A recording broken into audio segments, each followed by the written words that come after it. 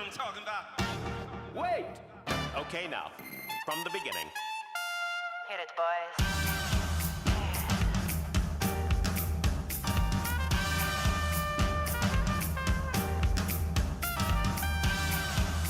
What are you talking about?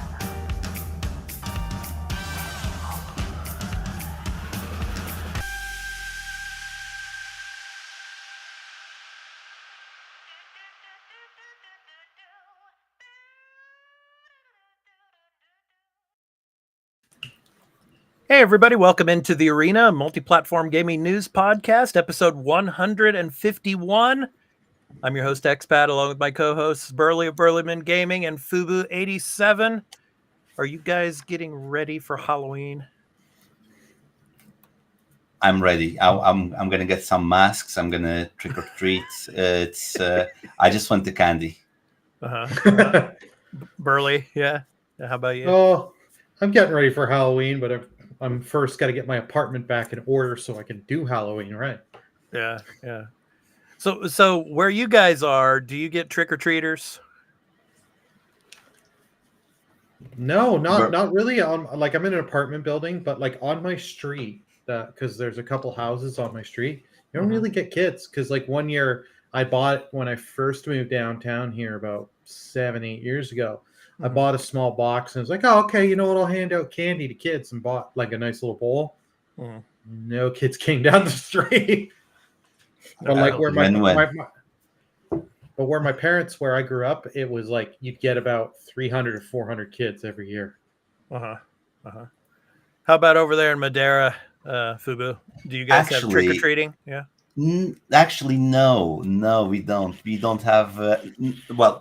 More recently, because of globalization and stuff like that, they started to teach Halloween to kids.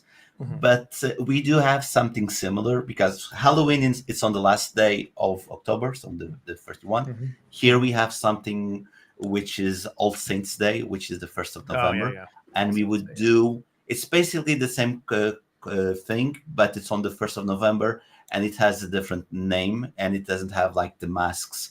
It's not as fun as Halloween, but we do have something culturally the same. But it is not the same basically. But no, when I was growing up, we didn't do Halloween. We didn't even knew what that was.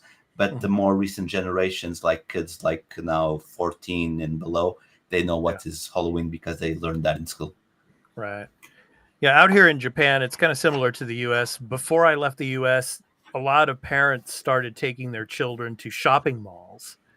And then every store in the shopping mall would have like a staff member dressed up in a Halloween costume and passing out candy. And then in the middle of the mall, you'd have this big like display, and you'd have like a haunted mansion type of thing you could walk through and everything.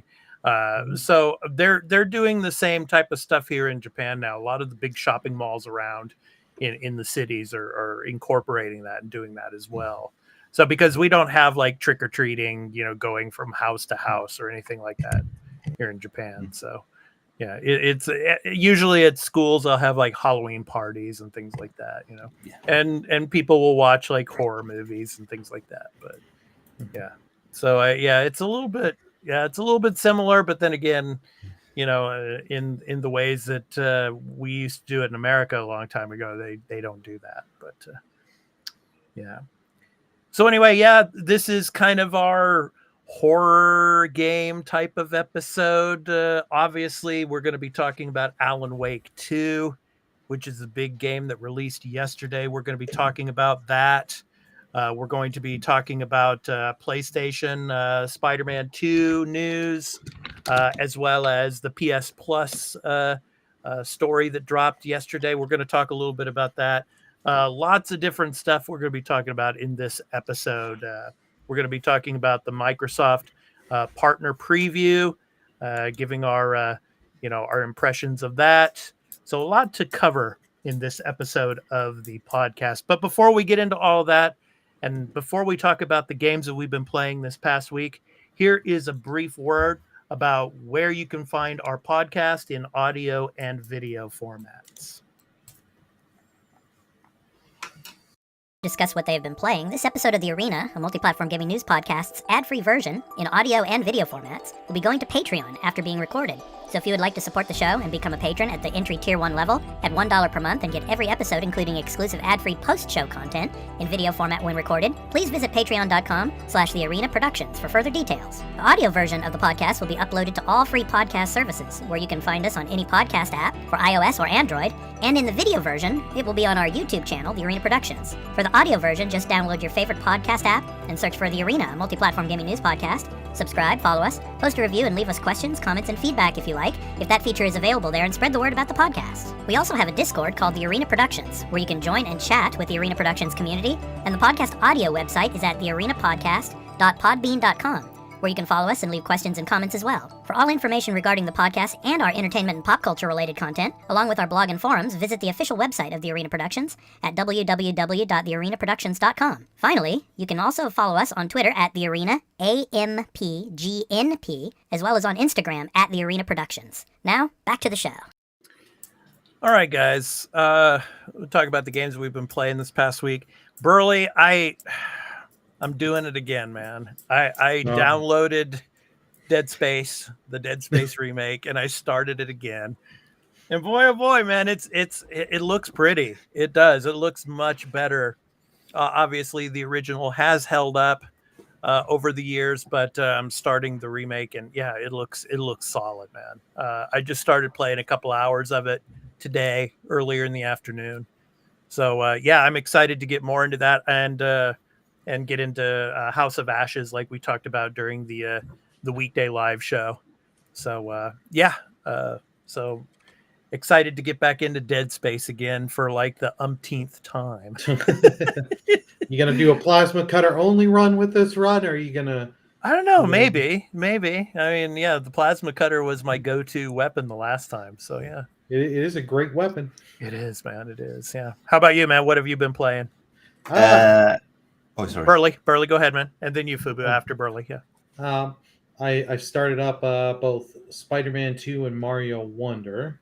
Mhm. Spider-Man 2, I'm really enjoying that. I've got about almost 7 hours into it.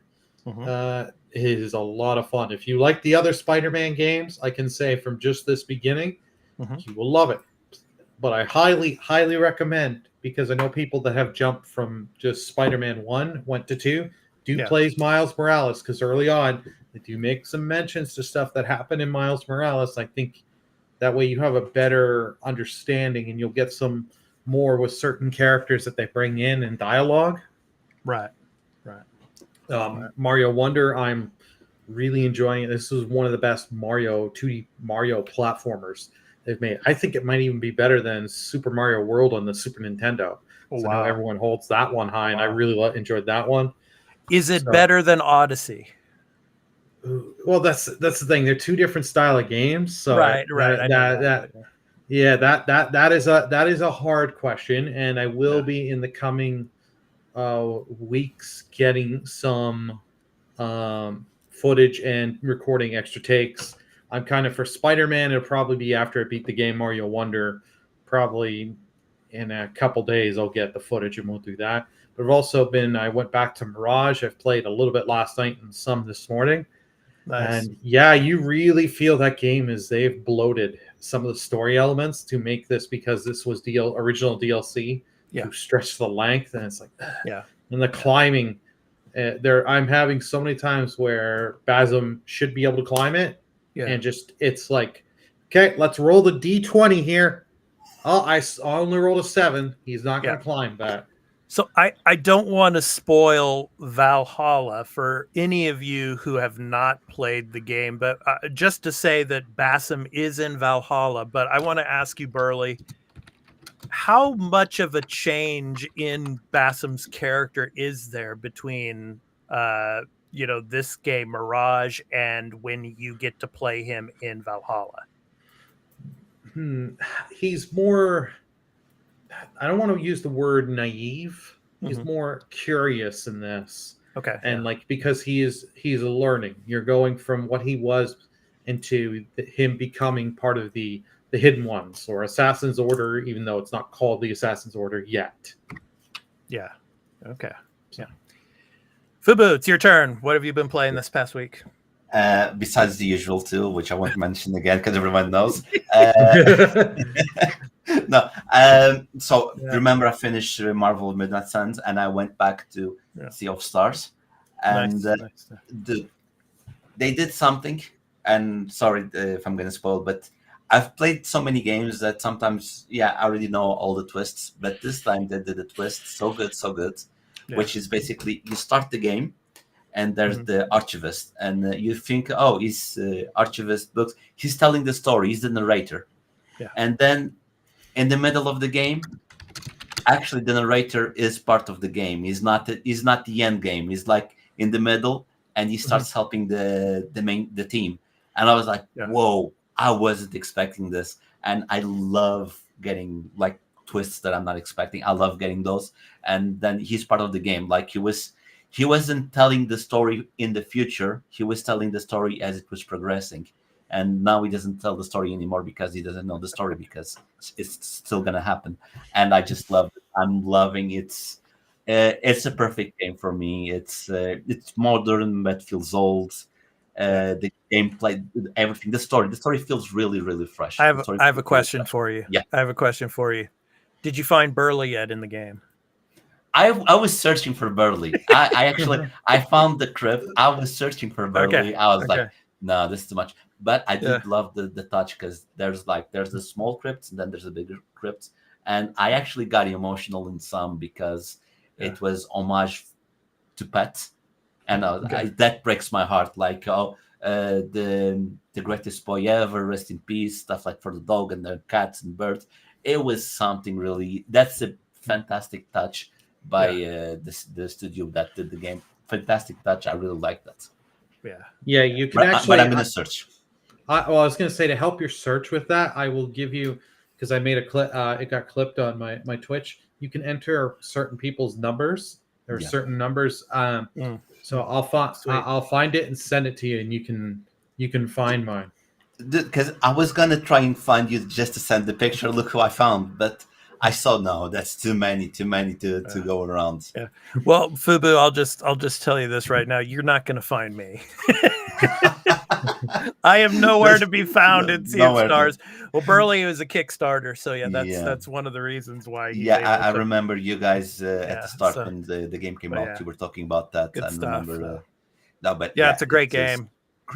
Great game. I'm hoping it wins at least Indie Game of the Year. And we're going to talk about the Golden Joystick Awards. We're going to be talking about that later on in the show. You can actually vote for the categories. So we're going to talk about that and what games are being nominated on that end. So we're going to get to that. But first, let's jump into Marvel's Spider-Man 2 and the news that we got this week.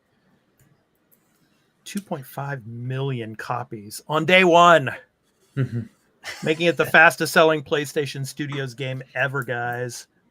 So an amazing feat. And I mean, it just these first party studio games, they just continue to break records. So 2.5 million. What was it God of War Ragnarok?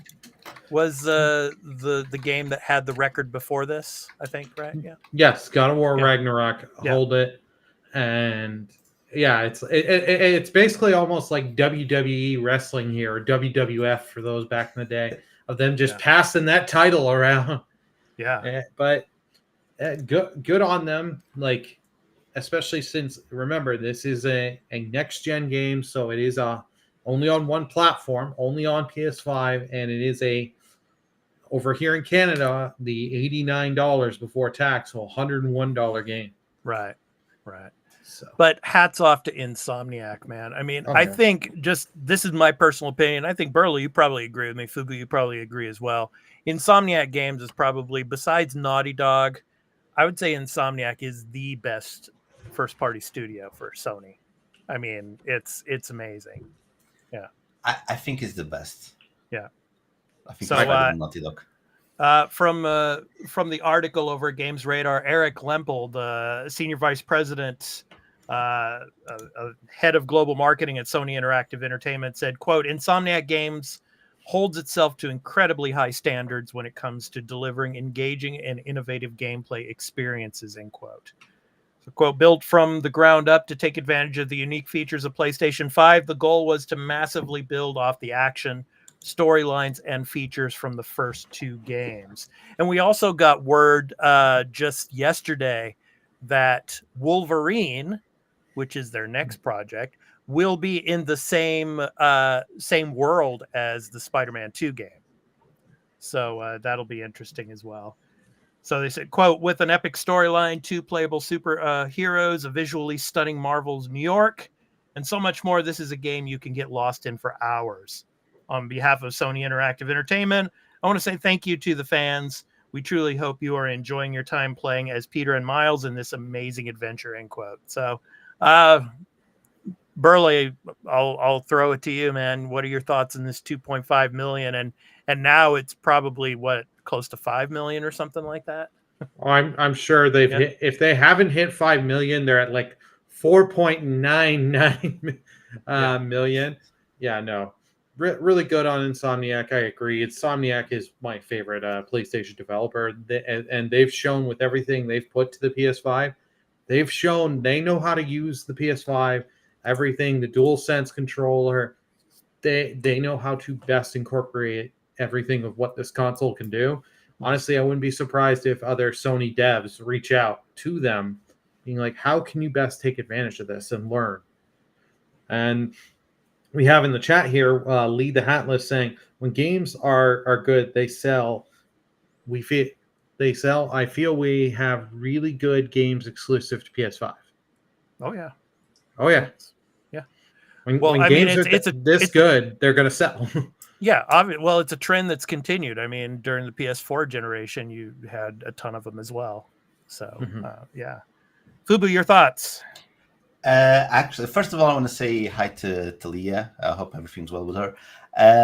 Second, before I start talking about the value, the number of copies sold and whatever, there is something very interesting that I saw yesterday. I saw I think it was a Wired interview, and it was actually the game creator of the Spider-Man game, and he did something. He said something really interesting and made me understand why the game technically is really good.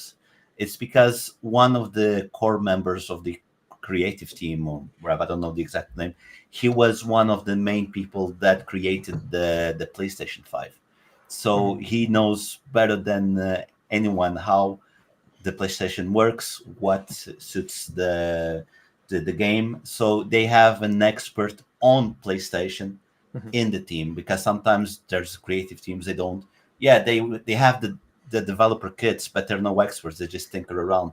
They have in the team, once again, someone that built the PlayStation 5. That's why it helps technically the game. When it comes to the number that we talked about, I think, like we mentioned last episode, I think it was last week that we mentioned it. Yeah, when it comes, it's first of all, it's a Marvel IP.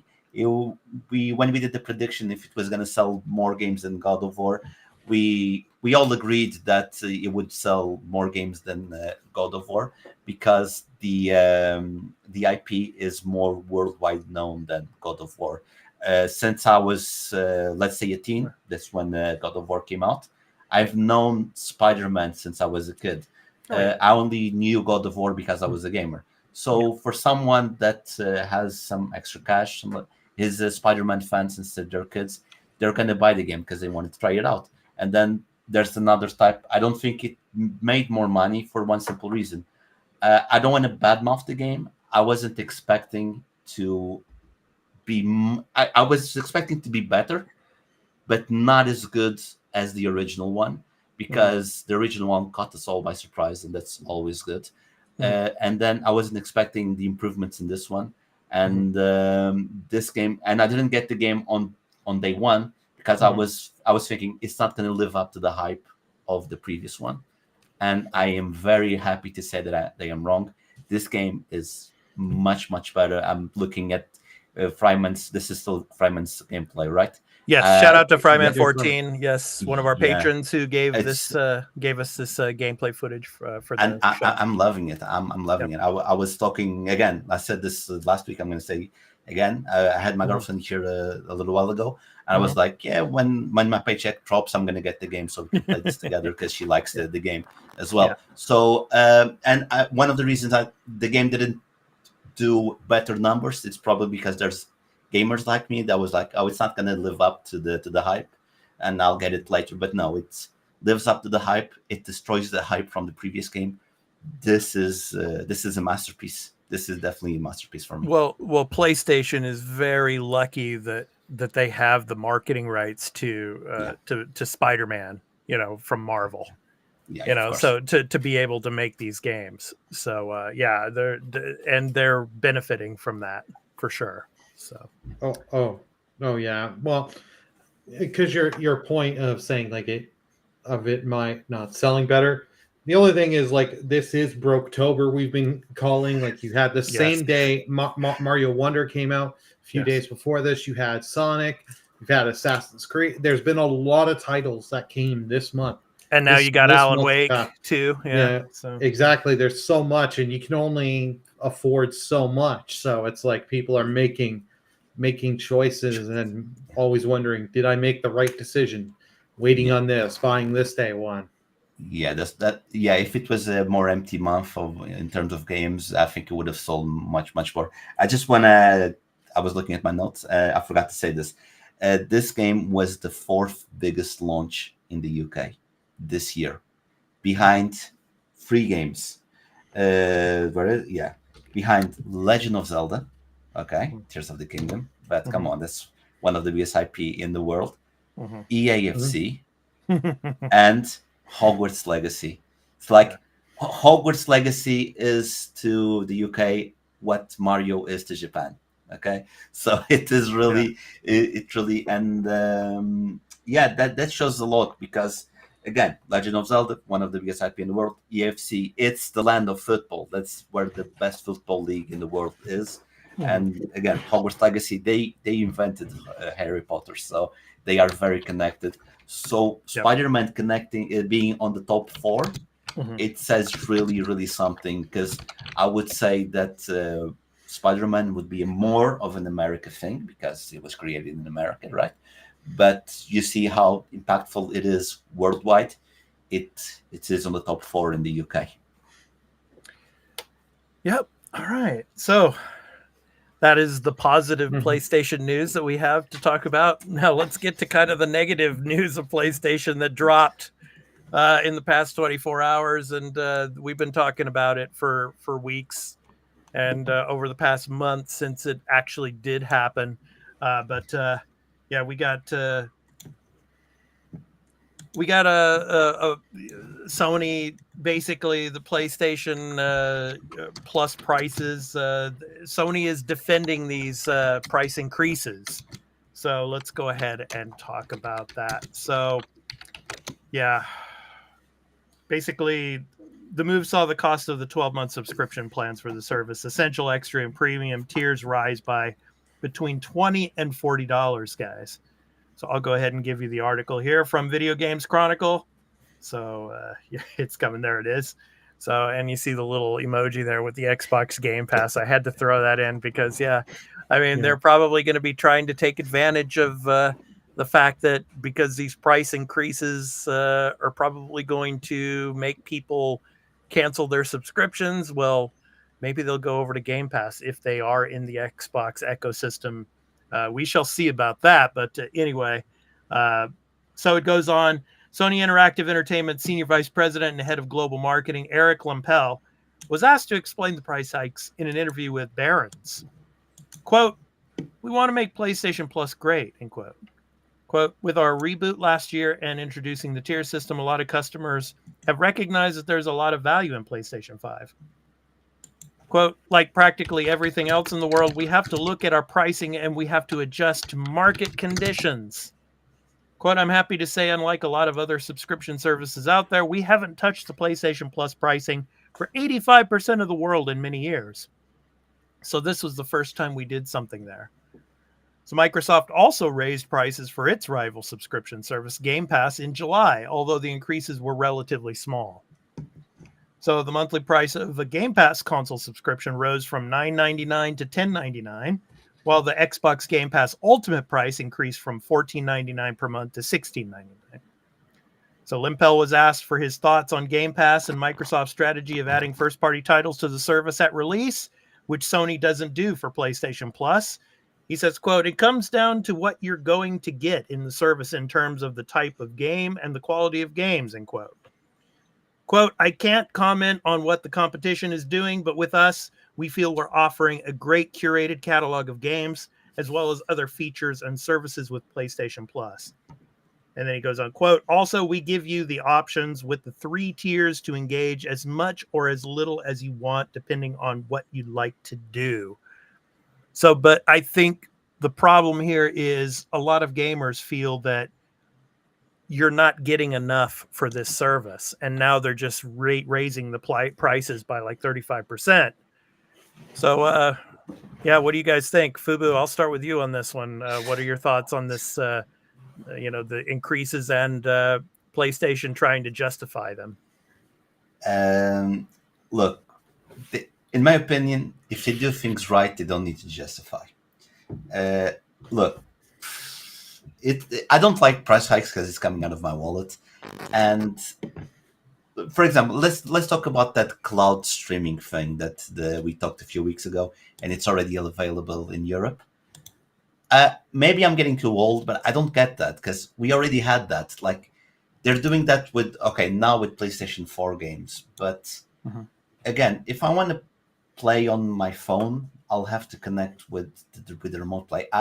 Like if they're using the price hike to justify the cloud streaming service, look, give me an option to take that away. So because I'm not going to use it, take the cloud streaming away and make it cheaper for me or something. I don't know.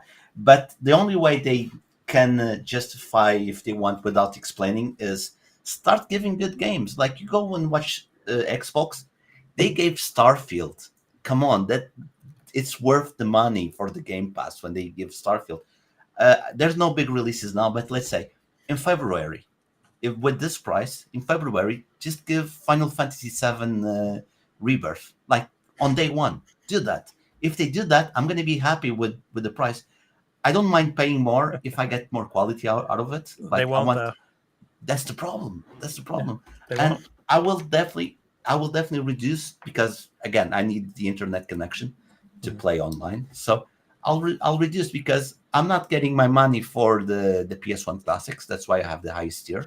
The games that are showing up, they're not like the last 3 months. The catalog when it comes in the middle of the month, I haven't I don't care about any of those games. This month, okay, I'm not a horror fan, so I'm not interested. Gotham Knights, everyone craps on that game. I'm not interested in playing that game. I have this month. I rather not have the highest tier because there's nothing interesting for me. The last thing that I'm using from the PlayStation Plus, it's Sea of Stars, and it came out in August. Not even the monthly games that they come at the beginning of the month. I've been playing. I wanted to play Callisto Protocol, but EAFC, you know how it is. But okay. I don't. Yeah. Let me get to Burley here. So Burley, your thoughts on the PlayStation trying to justify these price increases? Yeah. Well, first thing first, let's welcome on Carl in. Hey, Carl. He joined in here in the chat. Man. Hey. Yeah. No, I'm trying to justify why not just say everything here? Because they have announced with Extra and Premium, you're supposed to get Crunchyroll. Why not, bring that news out to people? Because it is an added service to the value. At least say this. I did not like their increase. I wish they would have given us something and said, other than we're going to increase the quality of titles that are coming on the thing. No, you need more than that. And we need to know what else you're doing and all this and that. Sony is just being tight. They're never going to do day one games. You're not going to get Rebirth because they know it'll sell, I don't know, let's just say 3 million on day one. Right. They don't want to lose those 3 millions on sale. Yeah. Because to be fair, even if they put it on the service day one, extra, let's say they put it on premium, they'd get maybe 100 or 200,000 people that would go to that tier. The other people would just say, I'll wait till the game is $40 or less and pick it up then. Yeah. I just think Sony's for the rest of this year and then into next year, I think by summer of next year, they're going to have to reevaluate this strategy and probably try to drop prices a little bit. Or they're going to have to start offering more to their services. I just don't, they're not going to do the day one games, unfortunately. That's, but maybe after 3 months or 6 months, throwing some of these, first party games into the service. I mean, that is something that they should probably start thinking of doing. If they want to retain customers. So because, Game Pass, I'm going to say it again. I've said this many, many times before. We're starting to see Game Pass take off. And now at the beginning of next year, with this Activision Blizzard deal finished, you're going to start seeing Activision Blizzard games drop into Game Pass. And then you're going to see tons of games that they've been working on, that they've been talking about now for a long time. Each month, you're going to start seeing these Xbox Game Studios titles dropping into Game Pass day one. And so how is PlayStation going to counter that? We shall see, man. Yeah. I already said how they're going to counter it. And you guys are saying, and correctly, they won't put games on day one. They did that with Stray. And remember, with Stray, which was an indie, everyone loved it. Stray was an awesome game to play. It was a great game to release. Yeah. And it was a sure hit. Sea of Stars. Okay, I'm bad muffin, but Sea of Stars, it was a day one, but of course it was day one on PlayStation, Xbox. And yeah, it was a day one. That's a great service, but we want something bigger, and they need to do something bigger to fight the Game Pass, because Game Pass looks really juicy. I look every month and like, wow, I wish PlayStation would be doing this, because again, I'm paying premium just to use the internet, just to play online, because everything else I'm not using. There's no games that I want to play. Yep. Okay, guys, let's go ahead and move on. So we got a game that released yesterday. It's a game that's like 13 years in the making, Alan Wake 2. So yeah, really excited for this game. And we got some news this week. We'll start with the first news that came out. Alan Wake 2 requires at least 82 gig of disk space on all platforms. So that was something that I felt wasn't too surprising, especially with all of the games that are coming out these days, averaging at least 60, 70, 80 gig. It's funny, man. I was over in Yodobashi today, and and I sent you, Burley, the UFO catcher one for Pokemon. Mm-hmm. I thought you'd like that. So I did. That's like right outside the Yodobashi. But do you remember that game Forspoken? Yep. Do you remember it? Yeah. Yep. Yeah. That game is like 100 gig, right? Yep. Yeah, and it's like in the bargain bin for like $5. Yep. And games like that are like 100 gig. So I mean, it's like almost every game today, every big title, every big AAA title is going to be, in that range. So we got that news, and then we also got the review roundup from Alan Wake, and there were some really, really good reviews. I'll go ahead and show you that link to the story from GameSpot. So many different outlets gave really, really high scores. GameSpot gave it a 10 out of 10. IGN gave it a 9 out of 10. GamesHub 5 out of 5. VGC 5 out of 5. The Guardian 4 out of 5. Games Radar gave it a 5 out of 5. But there was one Game Rant They gave it a 2.5 out of 5. And I'm going to read that for you. Quote, even if the game's rather frustrating technical problems didn't exist, Alan Wake 2 would still be a disappointment because of its shortcomings in those departments. That was written by Dalton Cooper. Okay. Yeah. You know, and there are people out there that are saying that this game has too many cutscenes. It's kind of like how the first Alan Wake game was. There's more cutscenes and narrative than there is actual gameplay, you know. But I'm gonna read one of the positive comments here from Games Radar. Quote, the pacing won't be for everyone, with narration and exploration weighed equally against action and story. But if you are willing to embrace the weird rhythms and idiosyncratic tendencies that underpin the entire experience, what you'll find in Alan Wake 2 is an adventure quite unlike any other, end quote. So, Burley, I'll start with you. Yeah, 82 gig minimum. Yeah, that's, like I said, for me, that's not surprising. I don't know about for you, but, and then the general positive reviews from this game, your thoughts? Yeah, the 82 gig minimum, that, like you said, we've all said to death, that's just standard. As games have been growing bigger and bigger, and the whole thing of the whole dual protagonist, and like there are some quite explorable areas in this game for the chapters, so that does not surprise me that this game is 82 gigs. Yeah, the reviews are really mostly positive. There are a few, like the PC version is a little bit, you need to really have a good PC if you really want to run this. Yeah. On high settings to get to 1440 or 4K, even 1080 at some points. It's heavy on the requirements. Yeah. So not surprising there. But yeah, and they were also, I was just going to say too, that the developers, and I'm showing the image to this here, they said, quote, they took great care with console performance. Yeah. And then the DualSense features as well on the PlayStation side of things. But yeah.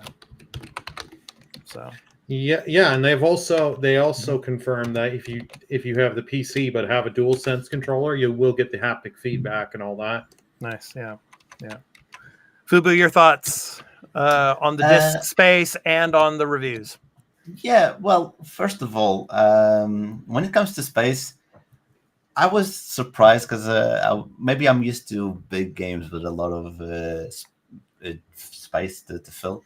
But I think 82 is not that much. Like, I don't know if I don't have the right perception of reality, because I don't feel like I'm gonna buy this digitally. Yeah, there's only way. It's only digital anyway. I won't have to delete half of my library, my games to play the game. So I think it's actually quite nice.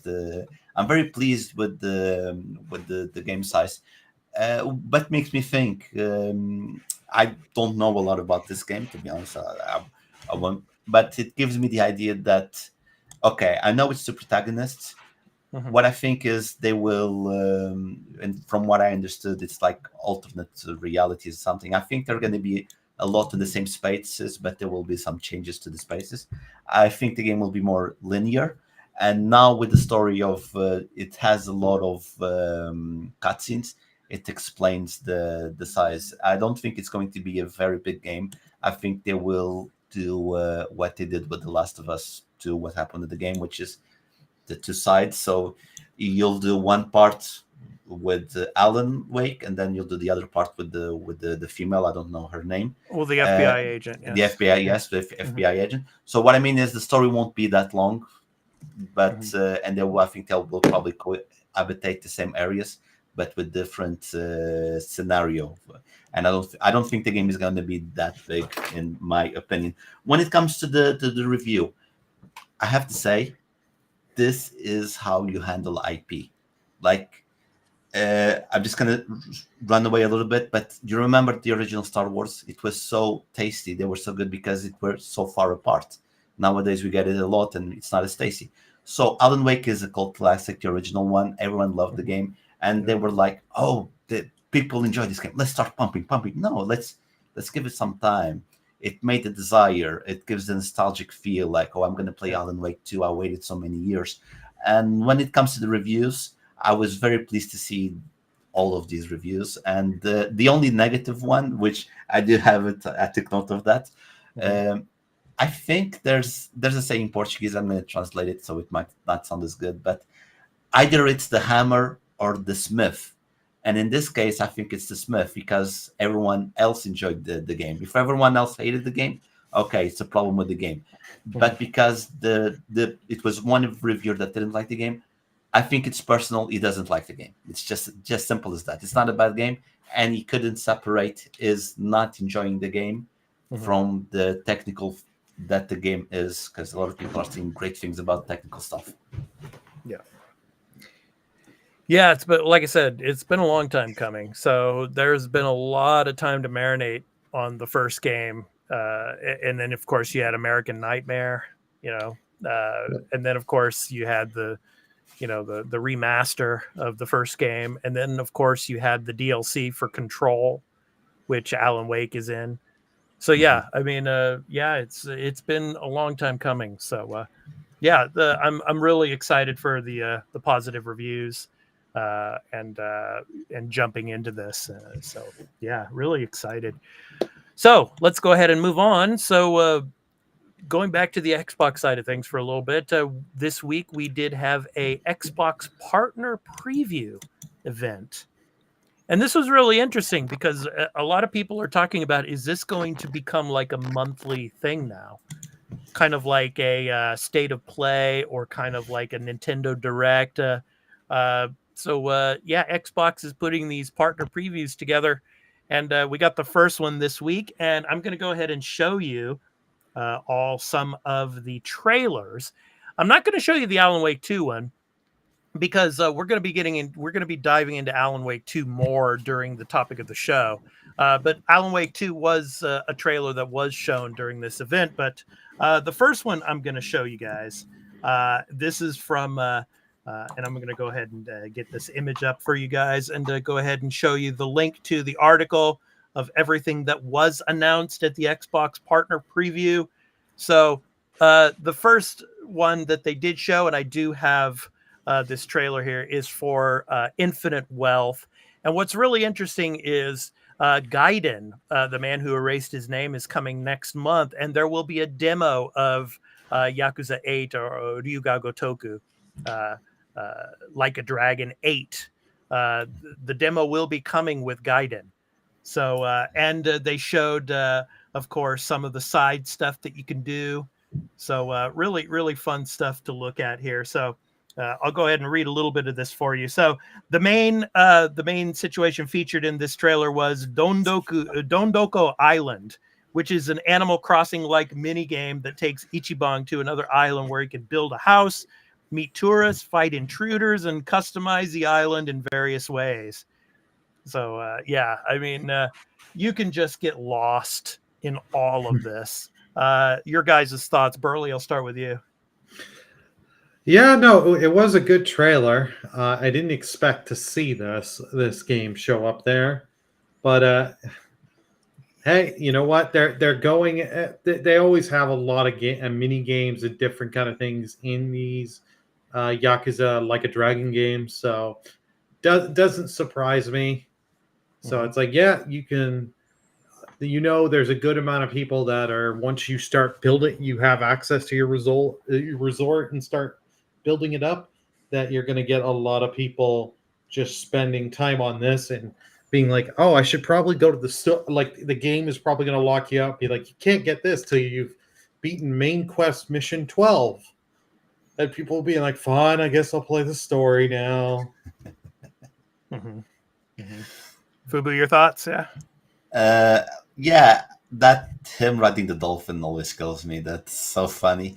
I think this game comes in the right time because, like we were talking about before the show started, it's starting to, the weather is getting colder. It's winter is coming, right?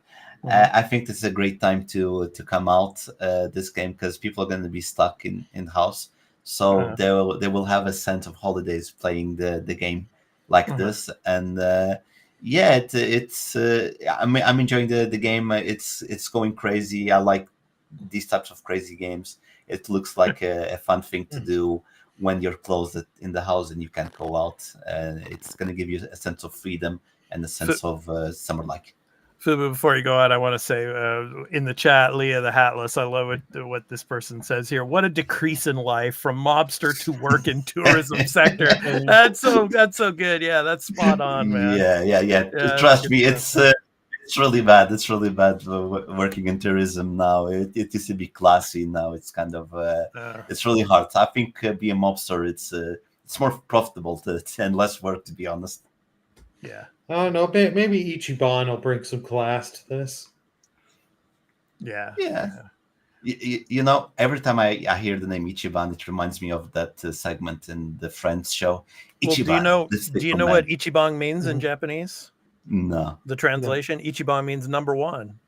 Oh, number one. Okay. Number one. Yeah. Always learning. Ichiban. Make it sound number one. Yeah. So yeah, good stuff. So yeah, I'm looking forward to the demo when Gaiden comes out. I'm gonna play that as well. So yeah. So the next game that I want to show from this preview, the partner preview, it's one of the indie titles. It's called Dungeons of Hinterberg, and what it shows is it shows the social side of the game. So Dungeons of Hinterberg is a charming indie game that was revealed back in June at the Xbox Game Showcase. And we got a new look at it at the preview. The game's new trailer focuses on highlighting the game's social world, which means they showed the gameplay systems that take place when players return to one of the game's villages after an adventure, which mainly includes raising relationship levels with various characters. So Dungeons of Hinterberg will be released on Xbox Series X and Series S next year. So, it was kind of interesting, this little indie game that they're going to be coming out with next year. What did you guys think of this one? Burley? I really do like the art style for this. The art style for this looks really good.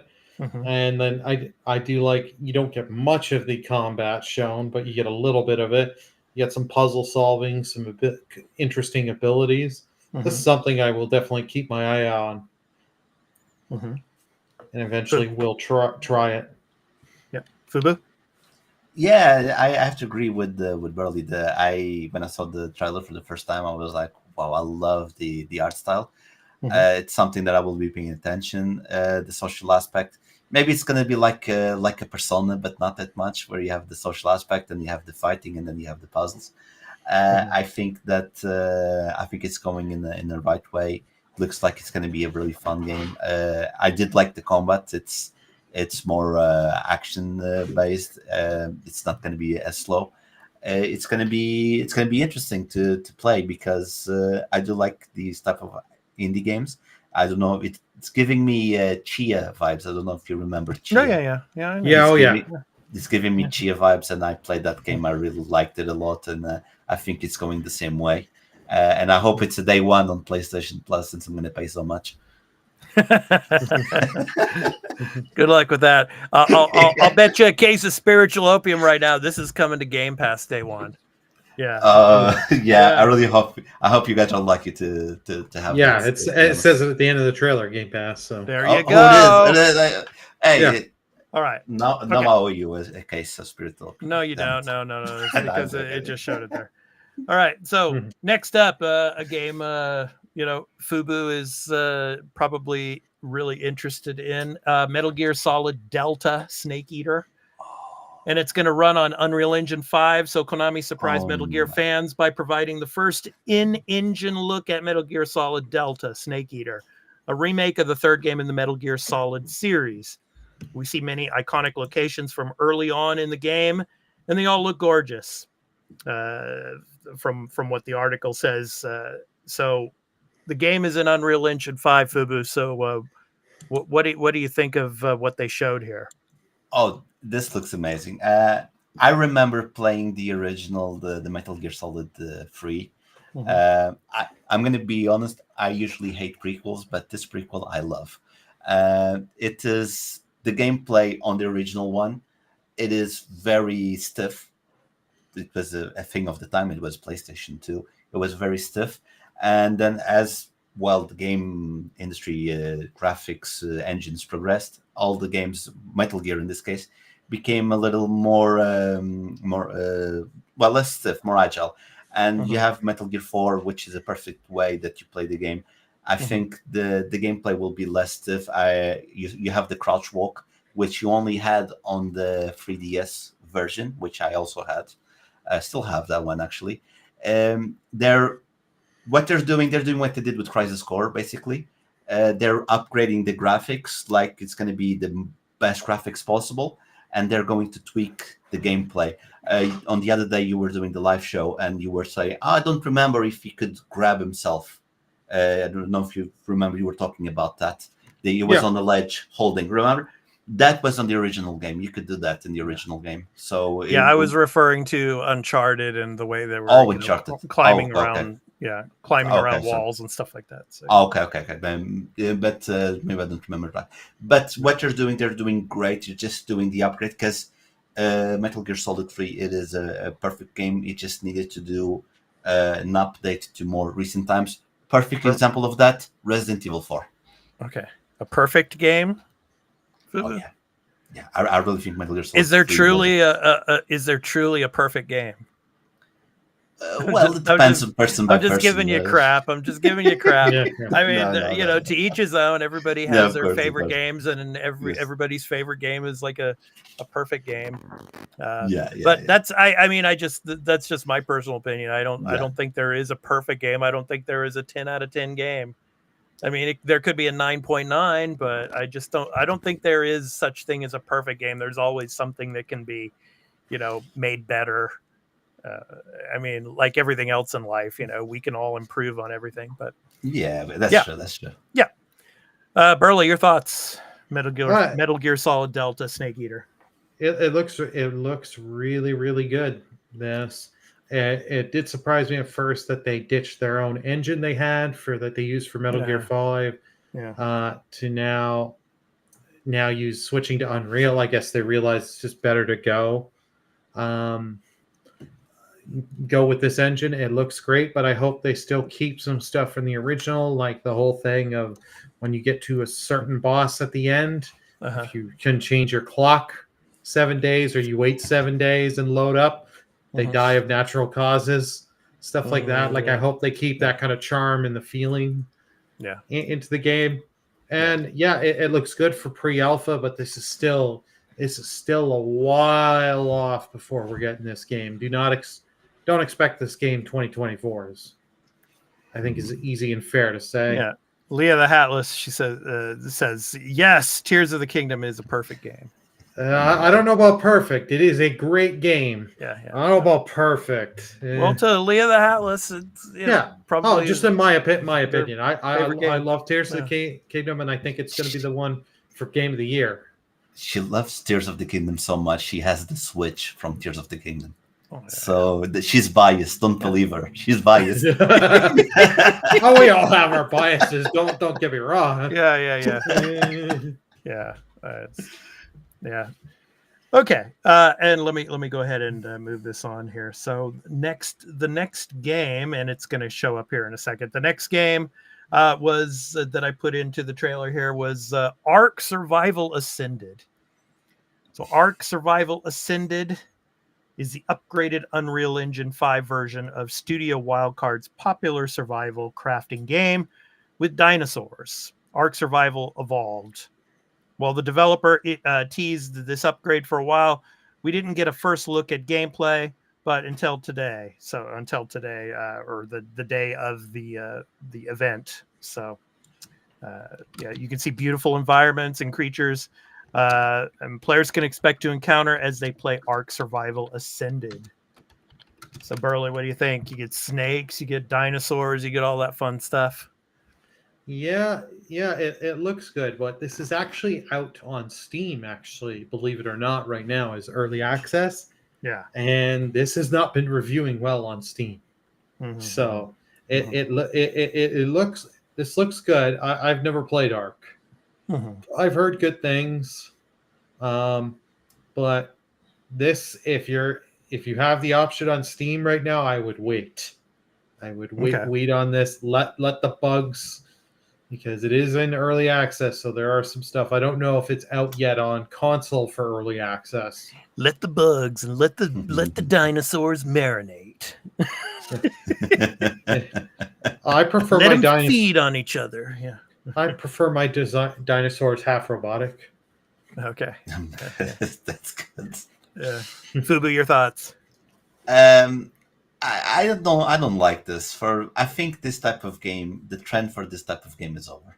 Like, I remember you had Valheim, for example. I played Valheim a lot. You had the original Ark. I think there was Subnautica. Subnautica was one of those as well. This type of exploring survival type of games.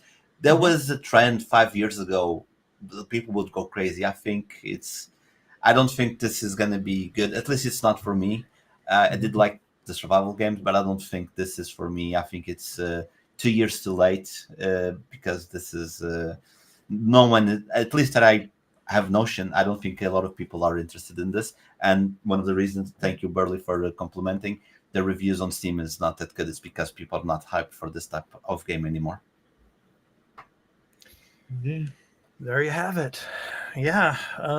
But anyway, the Xbox partner preview. So some cool stuff that was shown. Some of the other games that were also shown, like I mentioned before, the Alan Wake 2 launch trailer was shown. Power Wash Simulator by developer Future Lab and Thunderful revealed, of course, Icaro Will Not Die. Extended look at gameplay for the horror title Still Wakes the Deep. Launches in early 2024 was also shown. RoboCop, Rogue City, and which happens to be one of our picks of the week, and I'm not going to say who this is. Yeah. Spirit of the North 2 was also revealed, and I really, really am excited for that one. I really enjoyed the first game. Manor Lords was revealed and will launch on April 26th of next year. And the Finals was confirmed for Xbox Series X and will hold an open beta. And actually, the open beta was already held. It was held on the 26th. So overall, guys, what were your impressions of the partner preview event? And do you expect to see more of them in the coming months? I think there will be, definitely. When the first-party titles from Xbox Game Studios are close to launch, I think we're going to see more of these. Your thoughts, Burley? Oh yeah, we're definitely gonna see more of these. Whether or not it'll be one a month, I'm not too sure. But like, if they're gonna start that, I feel it'll be next year.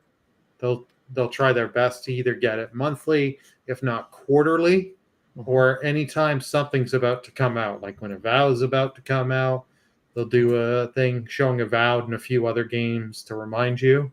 Right. But overall, this event, it was a good event. It showed stuff coming and getting people hyped, and it showed stuff like I didn't expect Metal Gear. I'll be honest, didn't expect Metal Gear pre-alpha footage. Yeah, I didn't expect, even though Yakuza is coming out in January, I didn't expect to be showing this one. I figured they would kind of focus on the one that comes in on Gaiden. Yeah, Gaiden, the one that's out in what, like 15 days or whatever it is. Yeah. Fubu, what do you think? Do you think we'll see more of these in the near future? I see the feedback from the people is positive, and usually when you have positive feedback from your audience, that means we need to do not too much, because we don't want to oversaturate. But I really hope there's more. And I'm going to tell you now, I hope PlayStation learns from this, because this partner preview was much better than any PlayStation showcase that we did this year, for example. So I hope PlayStation learns something and starts doing good stuff for its core audience. Okay. Yeah, I think they already know, but it's because during the PS4 generation, if you've forgotten that generation, every single showcase they had was like a masterpiece. Oh yeah, that ones were like 9s and 10s. Way they, like, even if they had a game you didn't like, they had like 3 other things that made over over. Yeah, no. Oh yes. I want Sony to go back to those state of plays and showcases. Yes. Those were some good Those were ones. good. That's why I'm still campaigning for Shuhei Song. Yoshida Shuhei should be the president of PlayStation. Sony Interactive Entertainment. Make him the head, because he was there for all of that. So yeah, he's the indie division head right now. But boy, oh boy, they should promote Shuhei. Yeah. But anyway, we need that's a gamer just, leading. well, Shuhei is a gamer. He's a big gamer. So yeah. So that would be perfect. But that's my opinion. But we shall see. But we have one more Xbox story to talk about. Speaking of those getting promotions. So I'm going to show you that now. Sarah Bond. She's now being made the president of Xbox. So Microsoft reorganizations. We're going to talk about that now. This is the article from The Verge. I will go ahead and put the link to that article here for you. So get that there for you. There you go. So Microsoft is reorganizing its Xbox gaming and marketing leadership. Less than 2 weeks after acquiring Activision Blizzard, Microsoft is promoting Matt Booty to president of game content and studios, including the new responsibility of ZeniMax, and Sarah Bond to Xbox president, overseeing all Xbox platform and hardware work. On the marketing side, Chief Marketing Officer Chris Capicella is stepping down after 32 years at Microsoft. So when it comes to Matt Booty, Booty's expanded role should help Microsoft Gaming avoid scenarios like Redfall in the future, with Microsoft clearly focusing on better collaboration between the teams it acquired with the ZeniMax Bethesda acquisition. And then when it comes to Sarah, Sarah is going to be taking over the hardware and software platforms, as I mentioned earlier. Quote, to manage the platform of today and build the platform of tomorrow, we are bringing together the teams that will make this possible, end quote, explained Phil Spencer. Quote, Sarah Bond will lead this team as president of Xbox, bringing together devices, player and creator experiences, platform engineering, strategy, business planning, data and analytics, and business development, end quote. Now, I think this is awesome. And as I said to Burley during the weekday live show, she used to work at T-Mobile. So she really has a grasp of the mobile market. And with the acquisition of King and with Candy Crush and all that's going to be coming to that, and to try to bolster their mobile market, this is huge. And she has the business experience. And she also was testifying during the, when it came to the Activision Blizzard case, when it came to the FTC. So, she's a rising star. She's been with Xbox now and Microsoft for 6 years, and well deserved. And same with Matt Booty, and with him working closely with ZeniMax and with Bethesda. It'll be interesting to see with the new first party titles that come out into the future. Hopefully, it will not have the type of situation that happened with like it says in the article here, with Redfall. So, Burley, what are your thoughts on these promotions? Yeah, I'm really happy to see these promotions go through. I'm really hoping with Matt stepping up here, that stuff like Redfall, Halo Infinite do not happen again, because those were disasters and hits for Microsoft in their PR and everything. It just did not help them, because a lot of people have gone and saying, I don't trust to these games. So hopefully that helps. And with Sarah Bond there, hopefully it just gets things streamlined, get things better and running well. Yep. Fubu, your thoughts on the promotions? Okay. Is it only me? But I want Matt Booty, to say that Skull and Bones is coming on Xbox, definitely. Booty, Skull. What? Yeah. Booty What are the you treasure. talking about? You know, Skulls and Bones. It's a pirate game. Booty is the name of the treasure. You know, I would do embarking stuff like that. Okay. You know, I was okay. getting worried there for a second, man. No. There's a reason. No. But let's talk about her. About Sarah. Yeah. Sarah. I don't want them to focus on mobile. I'm thinking they're gonna put like you remember that was Call of Duty a few years ago on mobile. I'm afraid they're gonna put Halo on mobile on phones and do something with microtransactions. I don't want, like, she has the experience on T-Mobile. I don't want the Xbox to go. I don't want the Xbox to go the mobile route. I don't think, like, if they want to do something with stream gaming or remote play or whatever, okay, I get it. But I don't want them to focus on mobile games. I want them to focus on hardware, like the Xbox, the next Xbox, more powerful, maybe more online components. I don't want them to go mobile. I don't think mobile is the right way to go. But you see in the comments, Leah, she understood my joke. She loves my dad jokes. But yeah, that's my opinion. That's my opinion. I don't want Xbox to go mobile. I don't think it's a good idea.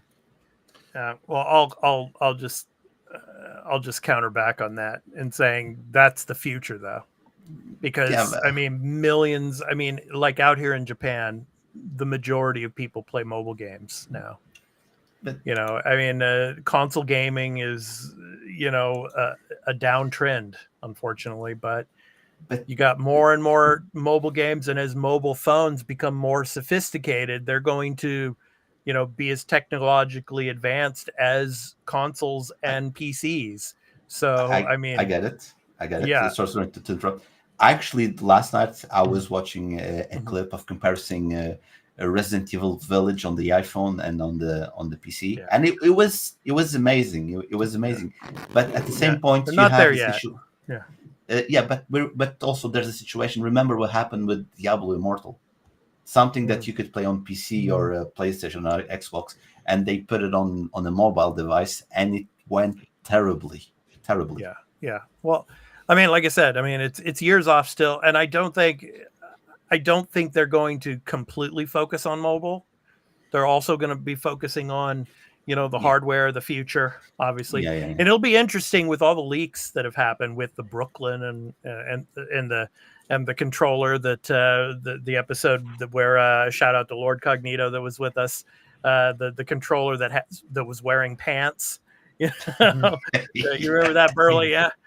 Oh yeah. I mean, it'll be interesting to see on the hardware side of things where Sarah takes us, you know, and how they actually go about coming up with the announcements for all of this new hardware that's going to be coming in the future. And then, you know, after that into like 2027, 2028, when the next cycle of consoles are supposed to be coming out, what they're going to have in store. And yeah, I think the future is bright for this. So definitely. Let's hope so.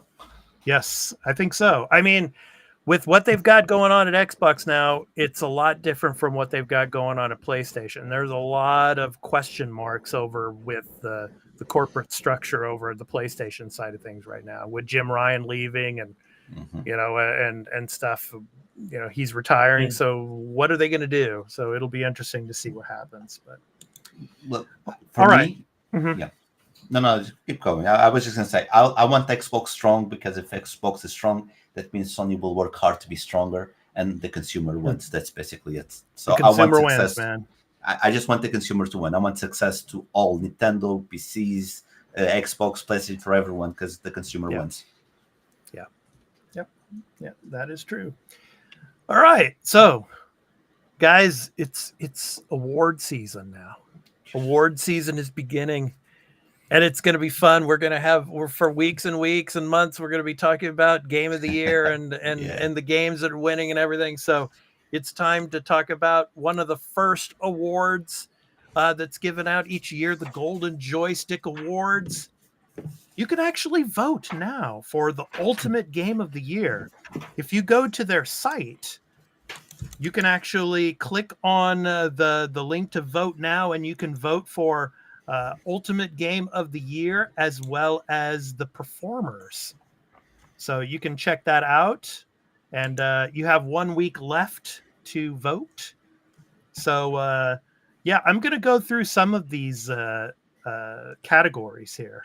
And Burley, I think you're going to be interested in this one. Best Indie Game of the Year. Sea of Stars, obviously, is included in that. But it is not included in Ultimate Game of the Year. Yeah, I'm not surprised it's not going to get voted up into Game of the Year. Unfortunately, it should get voted in with Indie and RPG of the Year, but in my opinion, strong possibility of it should get up there. Yeah, so I'll go ahead and read the Ultimate Game of the Year nominees. Baldur's Gate 3 is one. Yeah. And, of course, in our chat, The Legend of Zelda Tears of the Kingdom. So, Leah's going to like that one. Yeah. So that's another one. Marvel Spider-Man 2, Star Wars Jedi Survivor, Alan Wake 2. Wow. Alan Wake 2 comes out, and it's already an Ultimate Game of the Year nominee. Resident Evil 4, Cocoon, which was an indie darling, Cocoon, that came out a few weeks ago, and Starfield. Those are the Ultimate Game of the Year nominees. And Baldur's Gate and Zelda Tears of the Kingdom lead with 4 category nominations. So, and I'll go ahead and show you some of the other ones, or I'll read some of them for you. Best Multiplayer Game, Exoprimal, Diablo 4, Street Fighter 6, Remnant 2, Mortal Kombat 1, and We Were Here Expeditions, The Friendship. Nintendo Game of the Year, Pikmin 4, Legend of Zelda Tears of the Kingdom, Fire Emblem Engage, Metroid Prime Remastered, Octopath Traveler 2, Faya Farm. Burley, what are your thoughts on those? Tears of the Kingdom, man. Yeah, it's good. Well, Tears of the Kingdom will probably win it, but I wouldn't be surprised if Pikmin 4, with all the stuff they did do with Pikmin 4. So and the Octopath Traveler 2, it's amazing. But that's not necessarily a Nintendo game. That's out on everything. That's right. That's why I didn't count. They threw it in there just to have something. And Metroid Prime Remastered, even though I did like it, it was a barely remastered. Like they've changed a few things, but didn't, update and fix a few other things that I think would have modernized Metroid Prime 1. Yeah. PC Game of the Year, Baldur's Gate 3, Diablo 4, Dave the Diver, Chia, System Shock, and Shadow Gambit, The Cursed Crew. I think Baldur's Gate 3 is going to win that one for sure. Yeah. Oh, yeah. Yeah. PlayStation Game of the Year, Final Fantasy 16, Resident Evil 4, Street Fighter 6, Humanity, Armored Core 6, Fires of Rubicon, Star Wars Jedi Survivor, Final Fantasy 16. That's my no Spider-Man 2 in there. Yeah, that's weird. Yeah. That like out of all those games, like because there's a few that aren't really PlayStation based. Armored Core is not. It is. Yeah, I mean, it's like every year we get some like weird scenario where it's in the Ultimate Game of the Year. And it's like a PlayStation or an Xbox game, but it's not in the PlayStation or Xbox category or Nintendo categories. Yeah. So, if you're going to make me choose at that list, this is the Golden Joysticks. This isn't Game of the Year, the Game Award ones. I would go Final Fantasy 16. Same. Yeah. Xbox Game of the Year nominees: Starfield, Chants of Sinar, Hi-Fi Rush, Planet of Lana, Dead Space, and Pentiment. Dead Space is multi-platform. I know. I know. Can you believe that? Yeah. Okay, are they just there not enough titles and they're just throwing papers in their hat? Like right. I just love Burley's passion. I just love it. Having a blast. No, but it's Starfield. That's Starfield. But you know what? Hi-Fi Rush. I was going to say, actually, I'm going to go with Hi-Fi Rush on this. Hi-Fi Rush was a little more Tango tighter. GameWorks, man, amazing studio. I mean, so yeah. underrated. So they are an I, amazing I, studio. I like what was just posted here in chat. These categories were chosen by monkeys. With some of their picks, yes, I agree. Okay, Studio of the Year. Larian Studios, Digital Eclipse, Nintendo EPD, Mimimi Games, Remedy Entertainment, CD Projekt Red. What do you guys So think? they put Remedy for Alan Wake, but won't put Insomnia. Okay, I if I've got to choose with here, I'm going with Larian. Yeah, me too. Yeah. Fubu, I how about would you? CD Projekt Red. What they did to recover Cyberpunk, it's With Phantom amazing. Liberty. Okay. Yeah, with Phantom. Yeah, what well, did they had to though. No, barely. I've seen, like, again, I don't want to keep talking about the AFC, but come on, EFC is broken for many years and they don't fix the game, so people just stop caring. I think what they did to gain the consumer, real fast, to gain the consumer's trust, they deserve the prize to win. That's what I think. Yeah, I get that, but like they had to, because if they didn't fix this, everyone's all hyped up for Witcher 4. If they didn't fix Cyberpunk, Witcher 4 would have went way down the hype for it, because they're going to be like, okay, this is a game I'm not going to buy first year. I'll wait a year for them to fix it. Like, if the game came next year, I would agree with you. But if the game comes out, like, it's going to be at least 3-4 years for the game to come out. Mm-hmm. There's not even any footage to see. When the game comes out, people would already forgotten, because we, as people, we tend to forget things easily, and we probably would, in 4 or 5 years, we would have forgotten that what went wrong with CD Projekt Red. And you see what happens with Bethesda. Bethesda, every time they release a game, Fallout, Skyrim's, Elder Scrolls, whatever, every time they release a game, it has bugs and people keep buying. The only one that didn't have any type of bugs was now Starfield.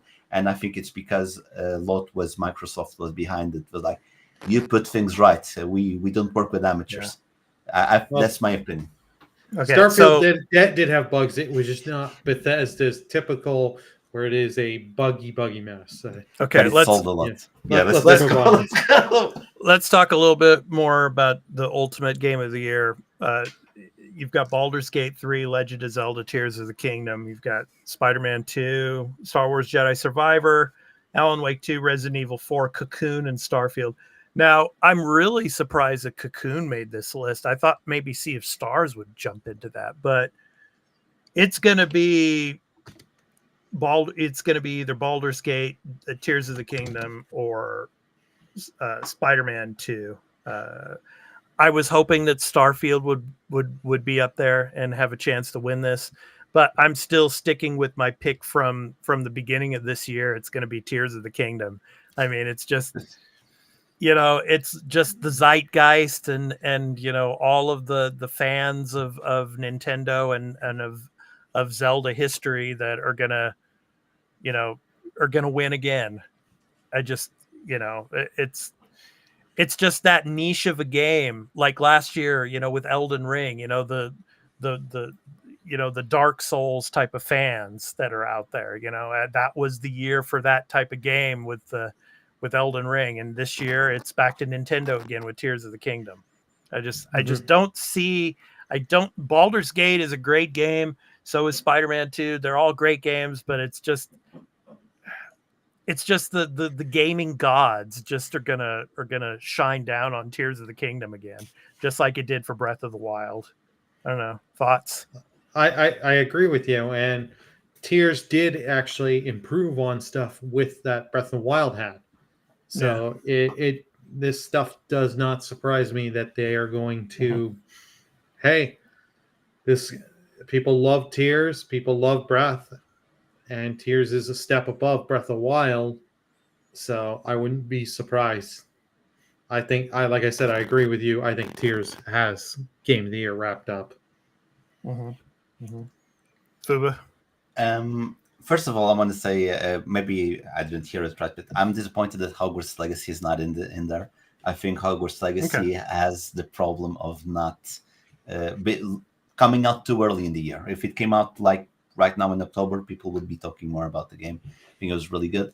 Yeah. There's only 3 contenders, to be honest. It's Spider-Man, Zelda, and Baldur's Gate. I think who's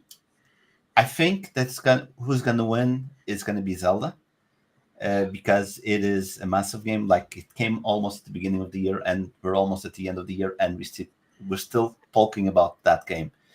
So that really attests to the time. It has a very big presence on the socials. If you search the right pages on TikTok, you'll find a ton of constructions from the community. It's really amazing. Which one I would wish if I had the final pick? I would actually go with Baldur's Gate, because I love the type of game. I think we need more type of games like that, because it was a very, very, very pleasant surprise. And I think we need more games like that, with very good stories, funny games, tactical, long, because it's a very long game. I think that I would pick Baldur's Gate. I personally think Zelda will take, because again, it's a massive game. It's amazing. Yeah.